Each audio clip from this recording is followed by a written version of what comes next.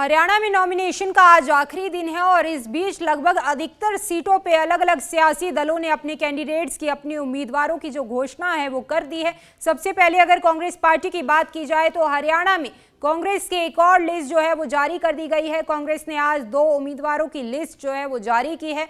List में उकलाना और नारनौद के उम्मीदवारों का नाम शामिल है। तो इसी के साथ ही उकलाना की अगर बात करें तो उकलाना से कुमारी शैलजा को टिकट नहीं दिया गया है। बीते कल कांग्रेस ने 2.5 घंटे में उम्मीदवारों की 2 लिस्ट जो हैं वो जारी की थी। 2 सांसदों के बेटों को भी टिकट मिली है और इसी के साथ ही पंचकुला की अगर बात करें तो पंचकुला से पूर्व सीएम भजनलाल के बड़े बेटे चंद्रमोहन बिश्नोई को टिकट दिया गया है।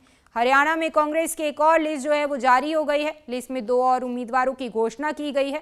पार्टी ने अब तक कुल जो है वो 88 कैंडिडेट्स के नामों का ऐलान जो है कर दिया। उनके नामों पर मोहर लगा दी गई है। हालांकि अभी 2 सीटों पर सस्पेंस बरकरार है। उकलाना से कुमारी शैलजा का टिकट कट चुका है। वहीं आम आदमी पार्टी की अगर बात की जाए तो आम आदमी पार्टी ने हरियाणा में उम्मीदवारों की 6ठी लिस्ट जारी कर दी है, जिस लिस्ट में 15 नाम शामिल हैं।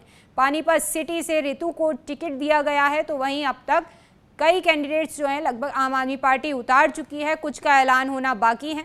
90 विधानसभा सीटों पर आम आदमी पार्टी अकेले ही चुनाव लड़ेगी। हालांकि इससे पहले कयास लगाए जा रहे थे आप और कांग्रेस मिलकर चुनाव लड़ेंगे, लेकिन सीट शेयरिंग पर बात नहीं बनी, जिसके बाद आम आदमी पार्टी ने अपनी सभी सीटों पर जो है कैंडिडेट्स उतारने का फैसला लिया। बीजेपी की बात कर लेते हैं, जहां हरियाणा में बीजेपी के 3 उम्मीदवारों की जो आखिरी लिस्ट है वो जारी कर दी गई है। भारतीय जनता पार्टी ने 90 की 90 विधानसभा सीटों पर अपने जो उम्मीदवार हैं उनको उतार दिया है।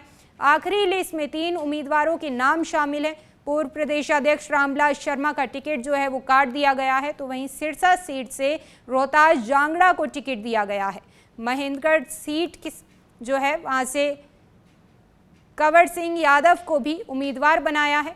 फरीदाबाद एनआईटी से सतीश फागन जो हैं वो उम्मीदवार घोषित किए गए हैं। तो वहीं भाजपा की सभी 90 सीटों पर उम्मीदवारों का ऐलान जो है वो कर दिया गया है। सावित्री जिंदल ने भी जानकारी आ रही है कि अपना नॉमिनेशन फाइल किया है। तमाम तस्वीरें जो हैं इस वक्त आप अपनी टीवी स्क्रीन पर देख सकते हैं। सावित्री जिंदल जो कि भारतीय जनता पार्टी में थी और भारतीय जनता पार्टी से उनको टिकट नहीं मिला था, जिसके बाद कहीं ना कहीं बागी तेवर दिखाते हुए सावित्री जिंदल यहां पर नजर आई और उनकी तरफ से कहा गया था कि मैं तो देश की सेवा करना चाहती हूं, हरियाणा के प्रदेश की जनता की सेवा करना चाहती हूं, चाहे उसके लिए मुझे यहां रहकर सेवा करनी पड़ती तो भी अच्छा और अगर वहां रहकर सेवा करनी पड़ी तो भी अच्छा। सावित्री जिंदल जो है वो यहाँ पर ये तमाम तस्वीरें आपको दिखाई जा रही हैं जहाँ नॉमिनेशन फाइल करते हुए वो यहाँ दिखाई पड़ रही हैं और इससे पहले भी उन्होंने कह दिया था कि कुछ भी हो जाए वो चुनाव जरूर लड़ेंगी। क्या कुछ उनकी तरफ से कहा गया, जरा सुनिए।